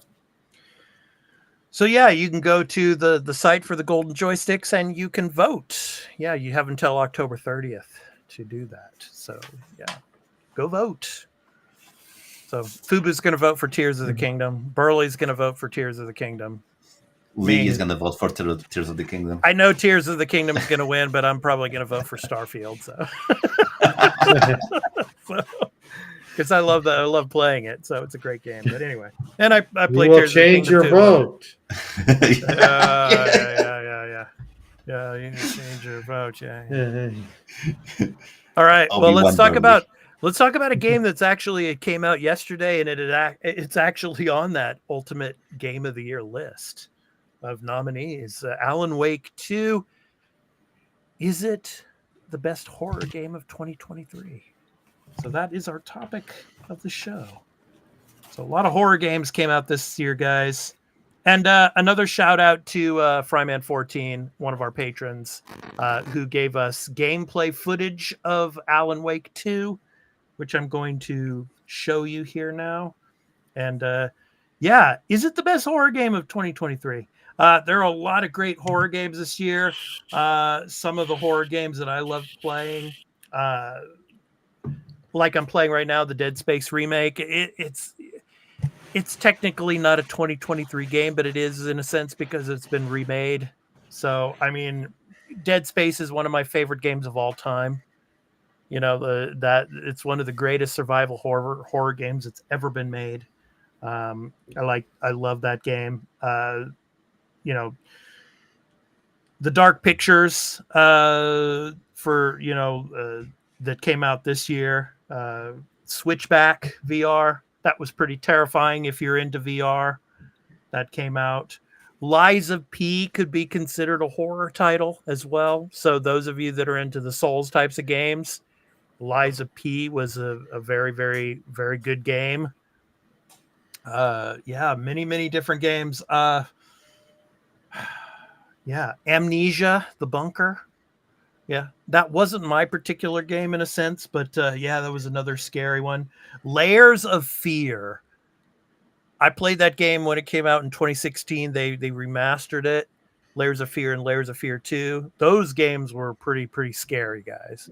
I don't know if you, Burley, I don't know if you ever had a chance, or Fubu, to play Layers of Fear, but those games. No, I've seen sick. it being played though. Yeah, pretty sick. Yeah. So the System Shock, remaster, remake, or whatever you want to call it, was also released this year as well. So I mean, Alan Wake 2, it's a game in itself, a survival horror, with a ton of narrative and all. And of course, you're seeing some of that here. Of course, with another character to play with the FBI agent here. So, your guys' thoughts: is Alan Wake 2 the top of the heap for this year? Burley, your thoughts? I'm gonna say yes, and my reason why for this is Alan Wake. Yes, it is very narrative heavy, and like the first minute or two here, of this footage is talking, but that is the thing. But there's so much world building in this and getting the atmosphere and all this. It's like when you really get into this, and then with all the stuff you've got with the whole manuscript pages and stuff, like there are jumps. They do the whole thing of they have the fake out jump scares, then the real jump scares, and the horror atmosphere of just some of the stuff you will see, and it's just like they really nail that. Mm-hmm. Other games, like a lot this year, were remasters and remakes. Yeah. Not to say, and that I'm not saying anything negative against them. I did like the Resident Evil 4 one. I love the Dead Space one, but they're remasters of stuff we already knew. And for the new ones, we've had some really, really good ones. Some that were for me, some that weren't. I think they did a really good job. But I just, from everything I've seen on Alan Wake 2, when the atmosphere really kicks in and you let it absorb, you let it absorb and you get into the environment with the lights off and everything. Yeah. Oh, it can get pretty spooky. Yeah. And I didn't mention also Texas Chainsaw Massacre, and there were a lot of people on streams playing that game. It just seemed to me more like a Dead by Daylight clone, in a sense. The Outlast Trials. That was another kind of a sequel. The Outlast Trials. From Outlast. Outlast was another great horror game as well. But Fubu, your thoughts? Well, I'm not the biggest horror game fan. Anything related with the horror, I'm not a big fan. Leah the other day invited me to go watch Five Nights at Freddy's. I was like, no way, I'm not. It's classic. It's classic. Yeah, she loves that. She loves that. She wants to go watch the movie. She's gonna watch the movie. But for example, like we're talking about Resident Evil 4. I play Resident Evil 4. I don't consider Resident Evil 4 to be a horror game. It's an action gory game. I don't get scared. Like the Outlast Trials, like Outlast. Yeah, exactly. I almost died playing Outlast. Can I just say a really like an Outlast related story? Like really, this is the creepiest thing that ever happened to me while I was playing a horror game. I was with this one girl, doesn't matter, at 4 a.m. at her house. Then we were playing Outlast. And the first part of the game is like that body horror stuff, and then becomes spirit stuff. And as soon, like the full room completely dark, okay? As soon as we hit the spirit part of the game, the light in our house just goes like, starts to flicker 3 times and turns off. I look at her and then she looks at me. Yeah, we're done for today. And I just run home because she was scary. Anyway, horror games. I would go probably with that space. I wouldn't pick Alan Wake because I think I would be more stressful fighting some monster because the way that you need to kill the monsters in that space, if I still remember it right, cut off the limbs. Yes, exactly. So every shot in that sense counts, and that it's I don't know how the remake is, but I assume it's still it was a dark game. I remember being a very dark game. I think it's I don't like that. I don't like dark places. I hate like in games. I hate going to caves and you don't like jump scare stuff. No, I don't like those types of stuff. No, I don't like that, and that's what makes a good horror game for me. Alan Wake, it's going to be psychological, and I think, and I can get rid of that quite easy. For example, The Last of Us 1 for me is one of those perfect games. I remember playing like with Leah, and I was with the controller like this, and Leah was next to me. And I was going like, Leah, what do we do now? Like I was whispering, afraid that the walkers, the zombies, the clickers. Thank you. Clickers. The clickers were gonna listen to me. And Leah's here. She can attest to this. That's what makes because we were in the closed environments. When we were in more open environments, I would just whip the rest. So I would go with not Alan Wake. I would go with Dead Space. I would put that one as the horror game of the year. Well, I love jump scare games. Yeah, and Dead Space has a ton of them. Being in space and all, I really enjoyed it. Uh, Another one, it didn't come out this year. Obviously, it came out during the PS4 generation, but Alien Isolation Hmm. was a great game as well. Um, but I really love the psychological horror aspect of this game, and how it's haunted this particular character for so many years. Like we were talking about earlier in the episode. I mean, this game has been 13 years in the making. So just imagine, this writer. He's a great writer and all, but he just he's just mentally dead. With all the horror that he's had to experience over this amount of time and everything. And how does he deal with that? That's what really intrigues me about these type of games. Yeah, and the horror that's involved with them. Yeah, I mean, for me, I'd have to say, yeah, it's probably the best horror game of the year. Yeah. Burley, yeah. There was another game that came out this year. You were playing it too. What was it? The one with the summer camp? What was it again? It was kind of like the Dark Pictures anthologies. That was last year. The Quarry. The Quarry. The Quarry. Oh, that was last year. Okay, I'm sorry. Yeah. So yeah, the Quarry. Yeah, was that was a really good one. I like that because that was I forget the studio, but like they did a really good job with the decisions. And the nice thing is like you would find tarot cards every chapter, and you could use the tarot cards to get a preview of what is going to happen in the next chapter. So kind of help build your decisions. Yeah, I remember that. Yeah. Yeah, and the Dark Pictures anthology games, it hasn't been one yet this year, but yeah, I mean, I love those games as well.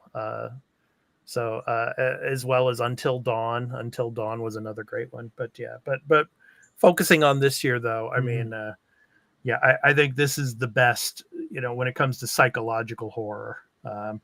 We also, I think Phasmophobia was also last year too, if I remember correctly. Phasmophobia came out a few years ago. Oh, okay, yeah, a few years ago, yeah. So it's been out for a while, but it's been steadily getting really good updates, right, and adding more into it, right. And Phasmophobia, like it's soon, I think, coming to consoles. I think it's next year we're getting that to consoles.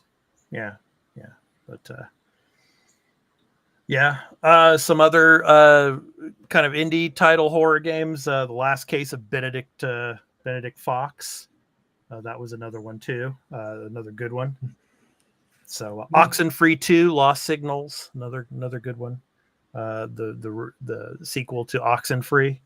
It's another good one. But and then on the zombie side of things, Dead Island 2.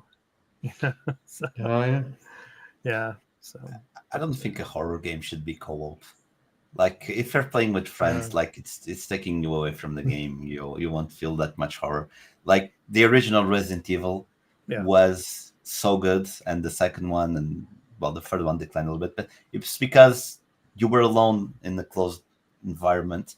You were playing by yourself. Like when you're playing with other people, like it's a distraction. You're not immersed into the game. So if you do a horror game, that's one of the reasons Resident Evil 5 wasn't as successful, and 6. It's because of the co-op elements. It doesn't make as scary if you have someone to help you. The idea of a horror game is being alone and not being able to do things. Would you guys consider Diablo 4 to be horror? No. Yeah, I didn't think so, but it's been horrible how Blizzard's managed it. yeah, of course, yeah. But, I mean, good. Yeah. So, but yeah, I mean, we didn't get a Resident Evil this year. I mean, the last one was, Village was last year, but we technically we did. We had 4 remake and the but I just don't consider that this year. It's not. It's just it's been remade and stuff, but but I mean, we didn't end. Like I was saying a few weeks ago, I would love to see the Evil Within, another Evil Within game. I mean, that was another good one. Here in Japan, it's called Psycho Break, but I mean, So I mean, Yeah, I'm really excited to play this. I mean, all of the investigative, the files that you have to go through, and the you know, ex, you know, going on these missions to try to solve this mystery, and being able to switch between the FBI agent and with Alan Wake, and kind of in different places and different situations. And I really like the graphics here as she's running out here in the forest, and of course the flashlight being one of the main parts of the game you having to use. So like you had to use in the first Alan Wake game. So and if you ran out or you were low on battery, right, you're in trouble. Yeah, definitely. So yeah, but yeah, this has a lot of kind of like kind of cult elements to it as well, from what I've seen in this game. So yeah, really good stuff. Yeah, and Lee's bringing in the chat at Dead of Night. Once that came out 3 years ago, I've actually not played that, but I have heard good things. Okay, or Dead of Night. Yeah, Lee is an expert when it comes to horror stuff. She loves it. Yeah, I mean, Layers of Fear, man. That's, if you haven't played those games are really those are games. Those are those will spooky, get you, man. Yeah, those games will get you. Yeah, it's some spooky stuff, man. Yeah. So anyway, yeah. I think it's the best horror game of 2023. So let us know in the comments what you think. Is Alan Wake 2 the best horror game of this year, or is there another game that you feel tops Alan Wake 2 on the list of horror titles that have released in 2023? Let us know in the comments. Really love to hear from you. So, and once again, thank you so much, Fryman14, one of our patrons, for this gameplay footage of Alan Wake 2. So really cool getting to look at the FBI agent investigating, going from cabin to cabin here. So yeah. Then you get the jump scare for the Oh yeah, there was one earlier you missed. Like when Spider-Man was playing, I was looking at Spider-Man, but now because it's this game, I don't know if you're noticing, I'm just looking at Pipers. I'm not looking at the screen. Oh, Carl brought in a good one.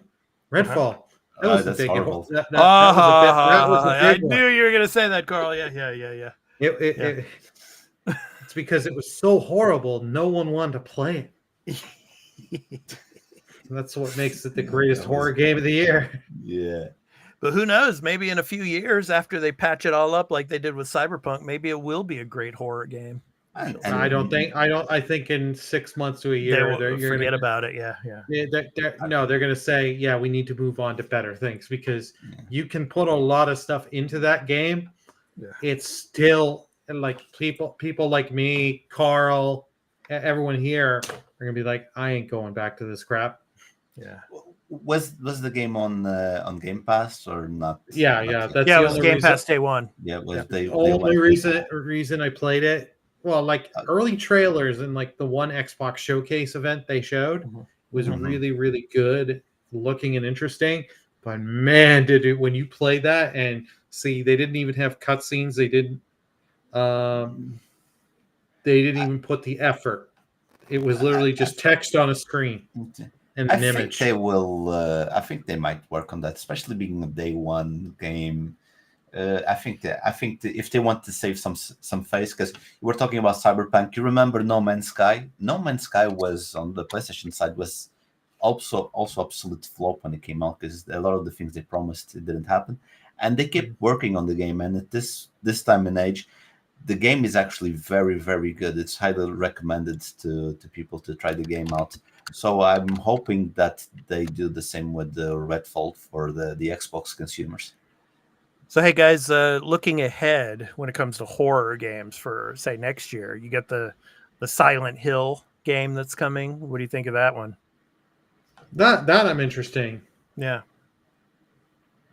The only Silent Hill that I want was the one from Kojima, because the PT trailer, the demo, It was a crazy, crazy, crazy game. Kojima was cooking something really crazy. I think it was with Guillermo del Toro. Mhm. They were cooking something really crazy, and I feel like, and not that I was gonna play because I didn't even play that demo, but from what I saw and what people told me about, especially Leah, that game was promising so many things, and then of course the whatever happened, and it didn't come out.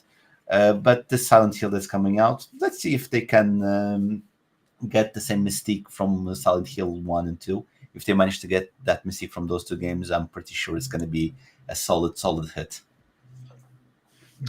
Yeah, definitely. So, yeah. Great stuff. So that was our topic of the show. Alan Wake 2, and is it the best horror game of 2023? So, yeah, some great stuff.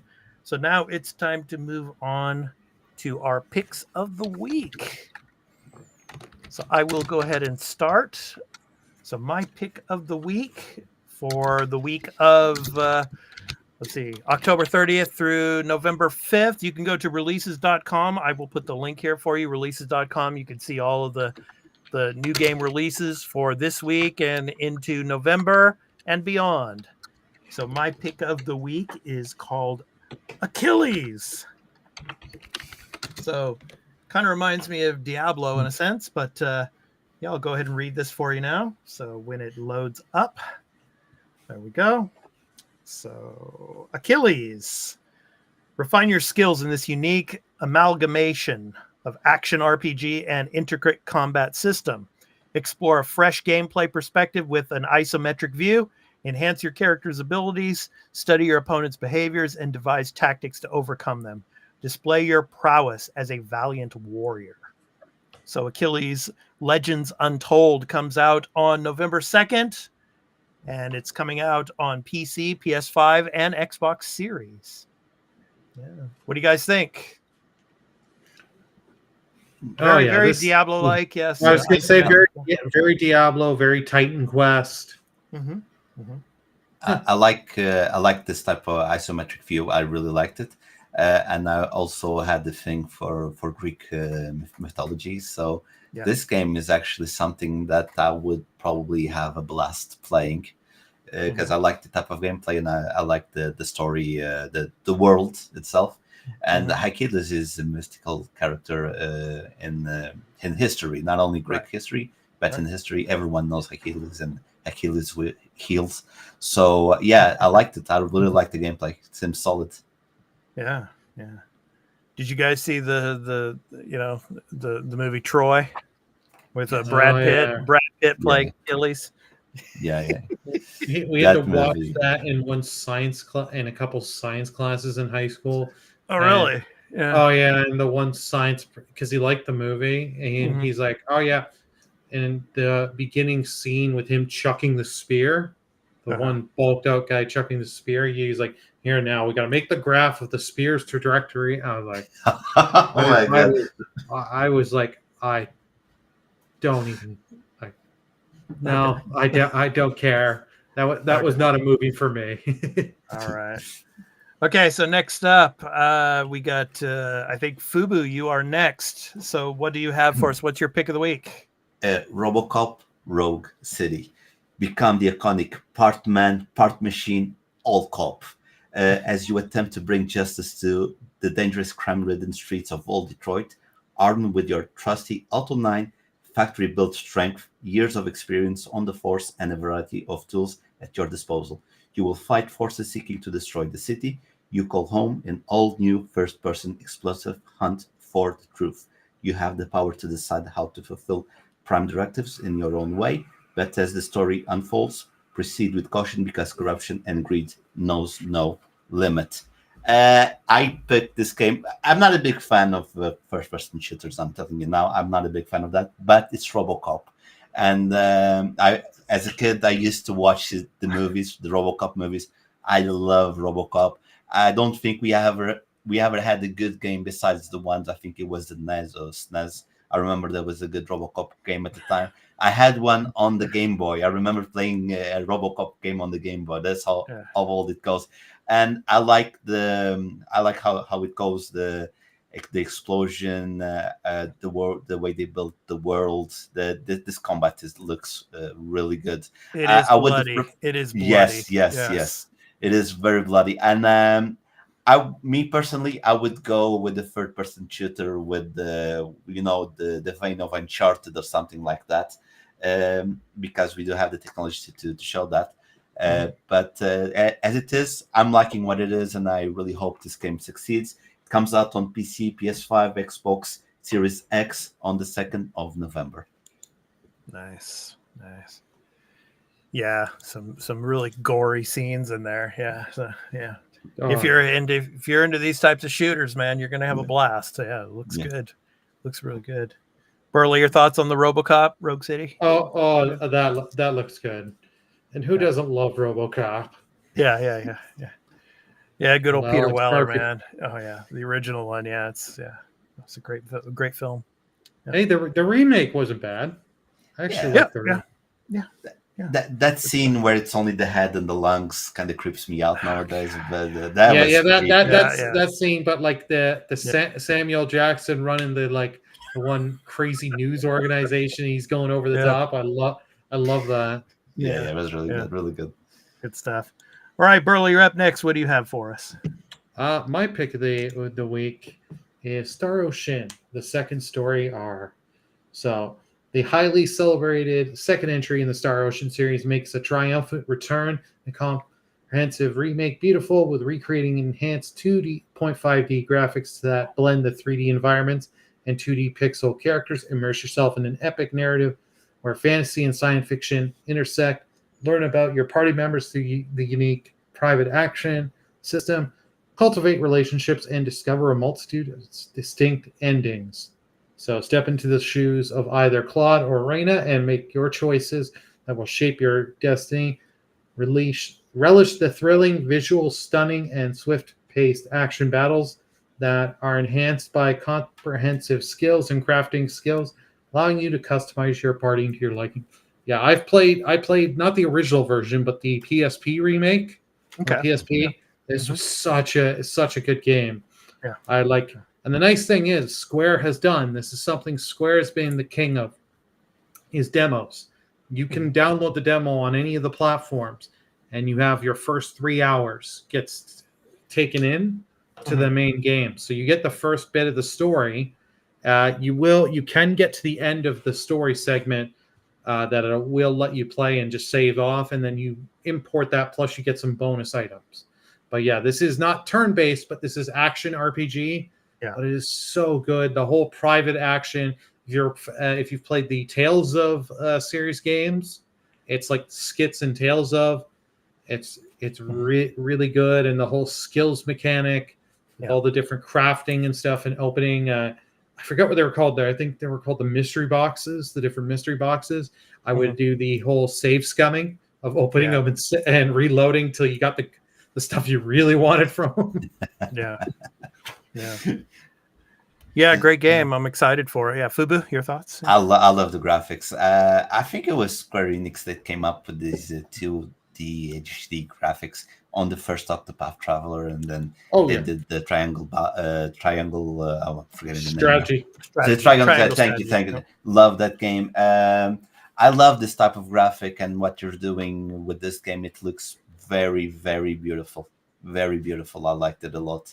So I hope they keep going, and I've heard rumors they want to do the same with Breath of Fire 3, I think. Yeah, Breath of Fire. Dragon Quest 3. Dragon Quest.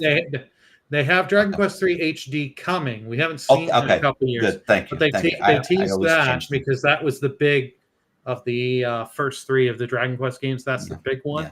So they have that in development. We just haven't heard anything in years on it. Yeah, I'm really waiting for that one. With these graphics, these games look beautiful, and it's a nice way to bring these old games back to bring back to new audience. So great pick, Burley. I love that. Great pick. Yep. So you can check out the upcoming new game releases over on releases.com. The link is below there for you. So for all you video viewers here. So go and check it out. You can see all the games that are coming out this week and through November and beyond. So releases.com. So you go check out those games. Yeah, it's good stuff. All right. So now it's time for our programming notes. So, of course, the Arena Productions, we don't just do video gaming content here. We also do entertainment and pop culture related content. Content related to Star Wars, Star Trek, Marvel, fantasy. And the last video I put up was on Star Trek Lower Decks, Season 4, Episode 9, called The Interfight. Recap and review. It's a really, really good episode. It's a penultimate episode of the season. Next week is the final episode of the season. And boy, oh boy, yeah, it was a great episode with, Mariner. And a lot of throwbacks to Star Trek The Next Generation and to the original series. So if you haven't seen the episode yet, please go to Paramount Plus, and you can come check out this spoiler recap and review that I did on Season 4, Episode 9. Great episode. Star Trek Lower Decks is an amazing anime series based on the Star Trek universe and around the time of Next Generation, a little bit after that time. But great stuff. So please check it out. Yes. And we also have a Patreon at patreon.com/thearena productions. You can go check out all of our content over there, which is ad-free. Our post shows that we do after our regular podcast episodes on Saturdays go up exclusively for patrons. And our extra takes are in early access that we do gameplay reviews for. So, and then, of course, our Marvel, Star Trek, Star Wars, fantasy shows, and our reviews of science fiction movies. Yes, you can all check them out on our Patreon, patreon.com/thearena productions. Yes. So, and we have 7-day free trials for all of our tiers there. No strings attached. So please check it out and think about supporting our content and helping us out to make all of the content greater for all of you. So patreon.com/thearena productions. Good stuff. All right. So it's time to talk about what we're going to be playing in the upcoming week. We got Halloween on Tuesday. I'll probably play some of House of Ashes. I'll be playing some more Dead Space, the Dead Space remake. Because I'm looking forward to Gaiden and Persona 5 Tactica when that comes out, but that's a few weeks away. But House of Ashes for me, as well as the Dead Space remake. Fubu, how about you? Besides your soccer or your football, what else are you going to play? Besides, I'm focusing on getting the platinum on the Sea of Stars. Mm-hmm. And then I might, depending on time, because work schedule is going to change this week, but depending on time, I would like to give a crack at the Callisto Protocol that I said I wanted to play at the beginning of the month, and I haven't tried it yet. And I want to give it a try at that. But first of all, finish Sea of Stars. Okay. And I want to just comment to Leia here in the comments. She's asking, of course, no spoilers, but how is Loki season 2 going for you? I'm enjoying it. The season 2 episode 3 recap and review is up on the channel. I'm going to try to get episode 4 done and put up either tomorrow or on Monday. Kehui Kwan, of course, who was short round in the Temple of Doom and in the Goonies. He is really, really good in season 2. Check it out. It's fun. I mean, there are some people out there that are not enjoying it. There's a lot of people out there on the internet that are pretty much, they're tired of Marvel, I think, at the moment. And so they're, kind of giving negative reviews of Loki and of the Disney Plus Marvel series, but I'm enjoying it so far. So anyway, Burley, go ahead. What are you going to be playing this next week? Spider-Man 2 and Mario Wonder, and hopefully maybe get a chance to start into Alan Wake 2. All right. Yeah. Got to get into Alan Wake 2. Maybe you can stream that on Halloween. Yeah. Well, that I have another game. Fryman wants me to do instead. Okay. All right. All righty.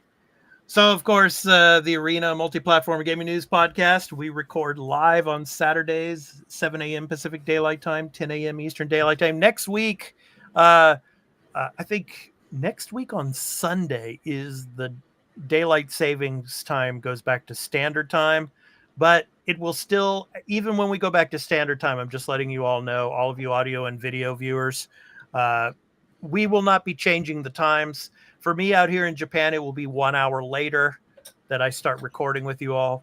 But 7 a.m.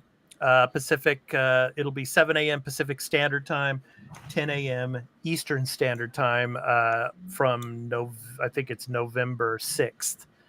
On Sunday, I think it is, that we go back when the times change. But the times of the show will stay the same. So you'll be able to see it once you change your clocks back. And we also do the Arena Productions live weekdays, Monday through Friday, 4:30 a.m. Pacific Daylight Time, 7:30 a.m. Eastern Daylight Time. So, and those are the times there. So if you're just waking up and having your morning coffee, please come and sit down with myself and Burley as we talk about the day's news in the world of gaming and entertainment and pop culture. So yes, the Arena Productions live. It's about a 30 to 40 minute show we do Monday through Friday each day. So come and check that out. So good stuff. So a lot of fun we have doing those episodes. So It's a lot of fun, and you get different topics every day. Yes, different topics every day, whether it's gaming related or entertainment related. So some great stuff. So I just want to thank one more time Fryman 14 for the gameplay footage for Marvel Spider-Man 2 as well as Alan Wake 2. Thank you so much for that. And in the chat, Leia the Hatless, thank you so much for all of the chat. Really appreciate you coming in and being with us. Turn-Based Carl, of course, one of our co-hosts here on the Arena Multiplatform Gaming News Podcast. He will be coming back and joining us from November. So, thank you for coming into the chat and being with us. We're looking forward to having you back with us. So, some great stuff. And I think that is it. Also, Purple Dragon, thank you so much for coming in as well. So thank you so much. And everybody else that was watching and that will watch in video on demand later on, thank you so much for viewing or listening. And thank you so much for your support. We really appreciate all of you coming and checking out the podcast. So thank you so much. Yeah. So Leia says, thank you guys. See you soon. Yes. And enjoy your weekend. Yes. But before we end the show, of course, every week we do an indie recording artist spotlight.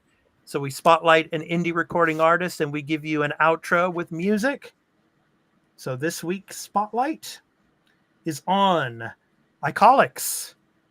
So based in Kiev, Ukraine, Icolics produces video-oriented music in various genres, from calm acoustic folk songs to modern powerful rock music for commercial purposes. His music has been featured on several TV shows, broadcast to local and global audiences, from his album titled The Hitman, and his song is called Finger on the Trigger. So this has been The Arena, a multi-platform gaming news podcast, episode 151. I've been your host, Expat, along with my co-hosts, Burley of Burleyman Gaming and Fubu87. We hope to catch you in the next one. So have a great week of gaming and watching all of your entertainment and pop culture related content. So take care, everyone. We hope to catch you next week and for the Arena Productions live on weekdays. So take care, everyone. Peace out and enjoy the outro.